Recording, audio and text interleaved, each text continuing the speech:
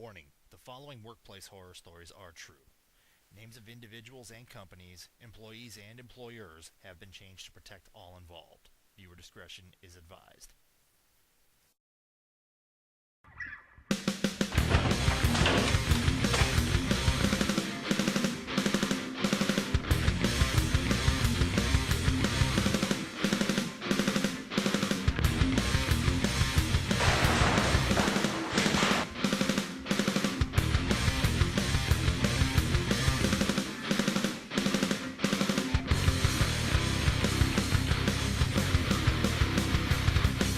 Hello, everyone, and welcome to Just Be Glad You Have a Job. My name is Johnny Dunn. And I am Damon Rico. Have you ever driven into work and beat the hell out of your steering wheel just so you could get a release before you walked in? Have you ever got on your hands and knees and begged your boss to fire you and were upset when they didn't? Have you ever wished your boss would catch their spouse fucking their child and die in a DUI accident out of grief? Have you ever wanted to send your boss a DVD of their daughter in a gangbang? Have you ever wanted to lunge over the desk and strangle the person next to you with a mouse cable? If the answer to any of these questions is yes, then this is the show for you. We are here to deliver true accounts of workplace horror stories from subscribers just like you. There are many reasons we do this: to give you a laugh, to give you a release, But above all else, to show you that if you've had enough, you are not alone. Hello, Just Be Glad You Have a Job viewers. This is Damon Rico, here to present you with a story from one of our viewers. I worked at a printing company. It was a temporary job through a staffing agency. I was a customer service rep for our technical support team. I was responsible for relaying employee concerns. Other than that, I would receive small tasks to complete here and there. After a few months, I started to notice some things that questioned me about my employment. The printer repairman I worked with told me they were unable to use their vacation time due to the company not having anyone to handle the workload while they were gone, as most companies would do. If they went on vacation, work would pile up, which then caused a massive workload when they returned. My supervisor, who had been with the company for several years, asked me one day if I have another job lined up. I replied, "No. Why do you ask?" He tells me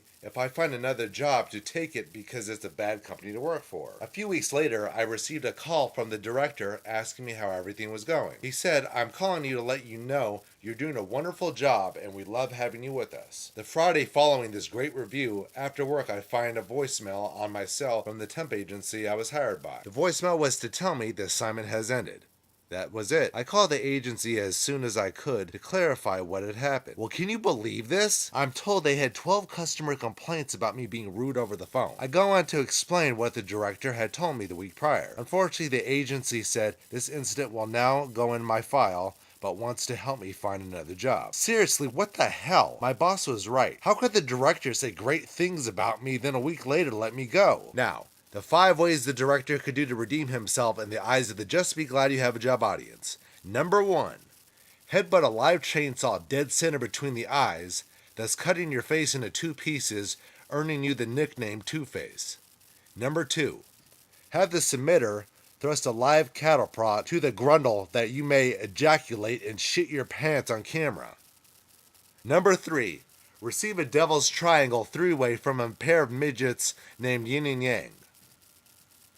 Number 4. Have the submitter hold a double-barreled shotgun to your testicles and pull both triggers while you sing "I'm a Little Teacup" and flap your arms like a chicken.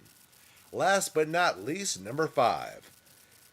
Shove 7 doorknobs up your ass and wishbone yourself between 2 18-wheelers. Those are the 5 ways to be able to redeem yourself in the eyes of the Just Be Glad You Have a Job audience, you two-faced asshole.